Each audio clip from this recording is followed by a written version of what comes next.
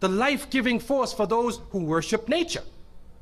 Also in the north, they recognized that there was one tree that despite the cold would still remain alive.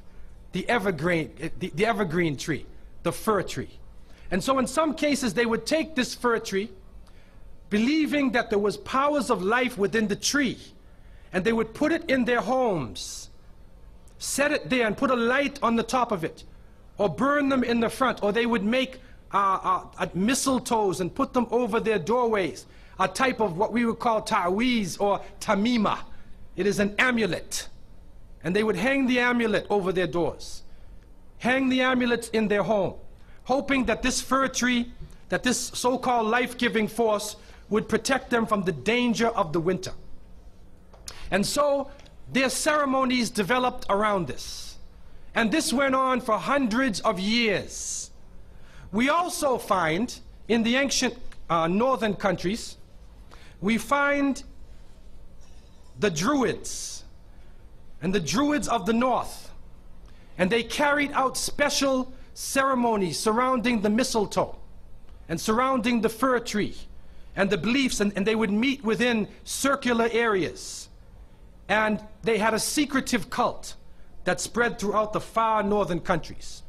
One of the interesting individuals, and you can look this up if you can find it in the dictionaries or encyclopedias, is a man called Mithra or Mithras. This is a very mysterious character. And when you look at history, you find that this individual called Mithra was born on December 25th.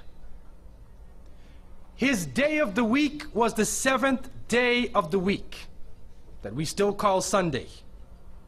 He was supposed to be the son of the sun god himself, and they had a special sacrament made up of bread and wine, and they would make this drink during this time, and supposedly he died for the sins of the people. Sounds familiar, doesn't it? But when you try to find Mithra or Mithras in the encyclopedias, they, through state intervention, erased the name. Why is this?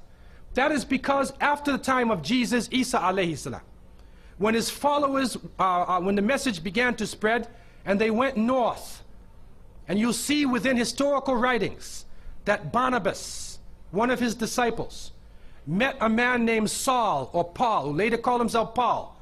Paul said he saw Jesus on the Damascus road, and he went to the disciples, but the disciples turned against Paul. Only Barnabas stayed with him. But when Paul and Barnabas went into Greece, Barnabas left him. Now, what is the reason why they all left him? What are the concepts coming through Paul? Many people say, well, they left him because he was Saul before, and he used to torture the early followers of Isa alayhi salam. But also you can see, and if you look at present-day Christianity, that most of the concepts of the Trinity, of the blood sacrifice, the original sin, and most of the concepts which relate to more than one God are coming through Paul. The preachers are quoting Paul sometime more than Jesus during their sermons. And so Barnabas left Paul. And somewhere in the early days, in Rome or Greece, somewhere in that area, those missionaries who were teaching the teachings of Jesus, Isa alayhi salam, met with this force coming from the north.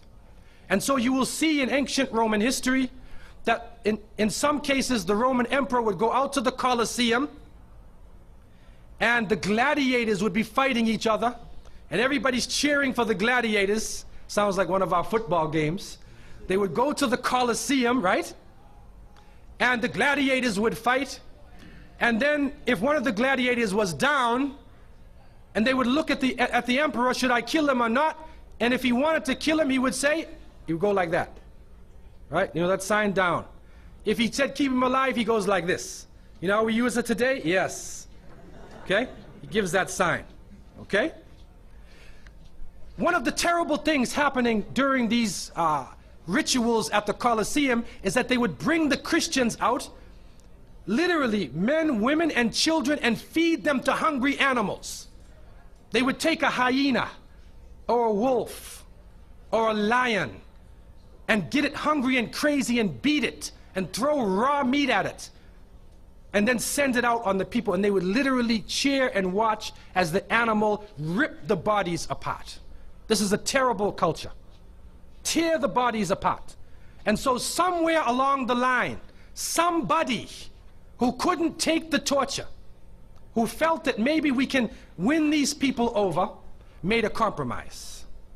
And you start to see changes going on from the early part of the Christian era in Southern Europe, where the major ceremonies held by the nature-worshipping people are combined with Christian names and Christian ceremonies, and therefore what comes forth to us is a mixture with the two streams coming together, where you get a monotheistic name or a monotheistic character with a pagan ceremony.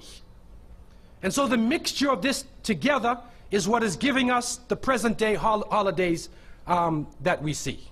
Number one, we understand that Isa alayhi salam, according to the different reports of the different scholars in many religions, he was not born in the cold weather. History shows us that he was born during the warm weather.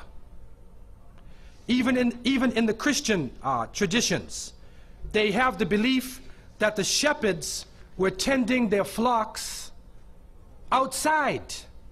And in Palestine, you cannot keep your flocks outside in the wintertime in the evening. You bring them in because it's cool at night. And so it was the warm weather. It was also the time of the taxes in the north. In the story coming in the Quran, when we see the mention in chapter 19 in verses 24 to 25, and we see the mention of the story of Mary, because it is the belief of the Muslims that Maryam, may Allah be pleased with her, was a virgin, and she had dedicated her life to the worship of one God, prayer and fasting, and by the power of Allah, that the Creator breathed His Spirit into her, and she conceived Jesus. He said, be and it is. She conceived Jesus, Isa alayhi salam, without a father, without a man. That is a belief of Islam. It is also a belief that when she felt the pain of the pregnancy, that the angel came to her and told her to go outside of the city. She went outside of the city to a remote area, and there she found a palm tree, and she found water. And it was speaking about rutub, janniya. It was speaking about a type of rutub, or a type of dates. And those who know, who have lived in the desert area, know that when the dates become ripe, when you start to see the color of the dates change, because dates are not brown, you know. Dates are originally red and they're yellow, they're other colors, but they turn the brown. It's at the height of the heat that the dates become ripe. And so it's at that time that she gave birth to Isa alayhi salam. So from different points of view, different historical points of view and different religions, we understand that Isa alayhi salam was not born during the winter season. He was born in the warm weather. So who was it that was born in the winter season? What is that? Who is that character now?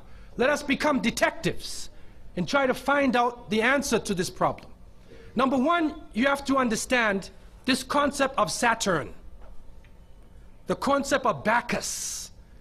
When they are portrayed by the different artists who drew pictures of them, or the sculptures, they're usually portrayed as a heavy-set man with a white beard.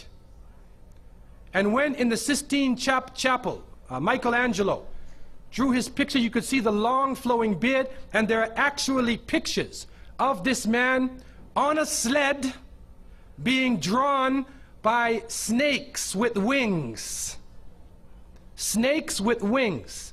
Snakes do not normally fly. But in this case, the snakes have wings, and the heavy-set man is on his sled, being drawn by these flying animals. Sound familiar to you now, doesn't it? He's being drawn by the flying animals. He's performing miracles. He's coming out on December 25th, which is not the birthday of Isa alayhi salam, has nothing to do with Christianity. It is the time of the Bacchanalia and the Saturnalia, and he is representing riotous fun, drunken reverie. And so what happens on Christmas, the Christmas season, especially in America, people today are not even thinking about Isa alayhi salam. They're not even thinking about Jesus.